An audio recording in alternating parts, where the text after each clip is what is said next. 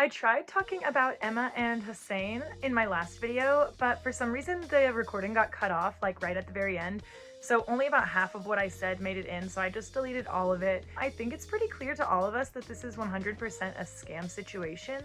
There's no way in hell that this guy Hussein, who they've been together 6 years and still haven't had sex, there is no way in hell that he is attracted to Emma, that he really wants to marry her. I'm sorry, Emma, but like, please open your eyes. We've seen lots of couples where one of them is religious and never have they waited 6 years to touch, kiss, have sex. So I just feel like whatever objections Hussein is telling Emma are just bullshit. He's just trying to get something out of her. I think all of us can see that. He's completely uninterested in her. They meet in Turkey for this marriage, and the whole time he is either glued to his phone or has this bitchy, angry look on his face. I don't know what his deal is. He's the one scamming her, and yet he's so angry all the time. You can tell he absolutely does not want to be around her. Man, like, I would feel bad for her if it weren't so goddamn obvious that he wants nothing to do with her. On top of that, Hussein is clearly a guy who cares a lot about his appearance. He's a bodybuilder, and then you guys can see how his beard is very styled. He clearly takes good care of his face, his hair, his body, all of that. And I'm so sorry, but Emma obviously does not. It's just the way it is. She's older than him. She is not a bodybuilder. She is not a beauty influencer. And it just feels like he is very close to that kind of thing with the way that he takes care of his face and his hair. So I just don't, there's no match here. It's a complete mismatch. I really don't see what they have in common. I don't see why he would be attracted to her. Frankly, I don't see why she's attracted to him, because I find him boring as a plank of wood. He literally has no emotions. He has no personality. This is one of the most boring, uninterested men I've ever laid eyes on. So Emma, please do yourself a favor and run far away as fast as you can. But it looks like she's going to continue to be scammed for the rest of the season. Now, Pat. I believe that Pat is the oldest person we have yet seen on 90 Day Fiancé. Please correct me if I am wrong on that. I am way too lazy to go and do that research, but I do believe that Pat is the oldest person that we have had on the show so far.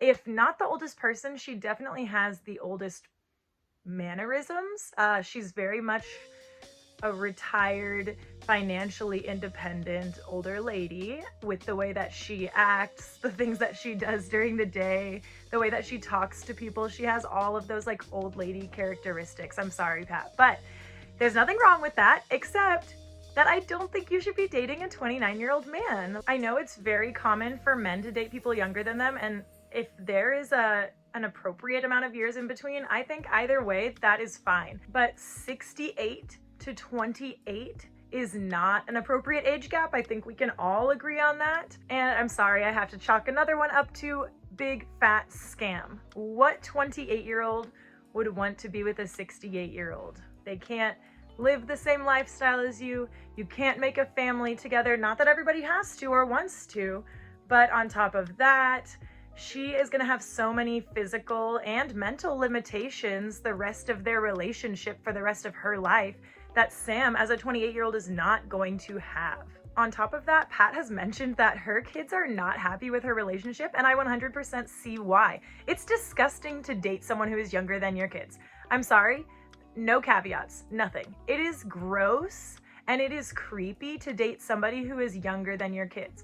It's also gross and creepy to date someone the same age as your kids. It's also gross and creepy to date somebody close to the same age as your kids. Whatever age your kids are, you need to add 15 years to that, and then that can be your lowest age range. I still think it's creepy, but let's at least give ourselves a minimum bar here. In the scenes where we see Sam talking about what he's going to do when he gets to the UK, it's very, very telling that he doesn't really care that much about Pat. He doesn't say, oh, I can't wait to get there and be with her and live our lives together. No. His reaction is, when I'm in the UK, I'm going to find a job. I'm going to live with Pat.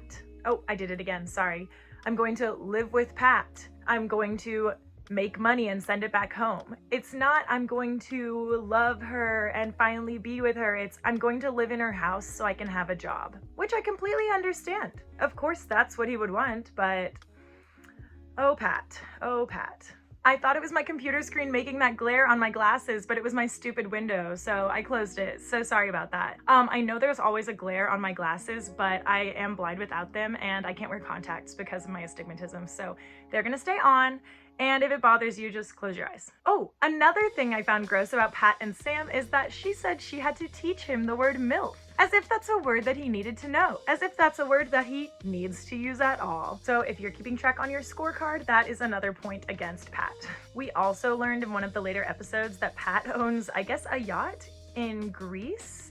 Forgive me if I'm wrong, but I think that's what I picked up, is that she owns a yacht.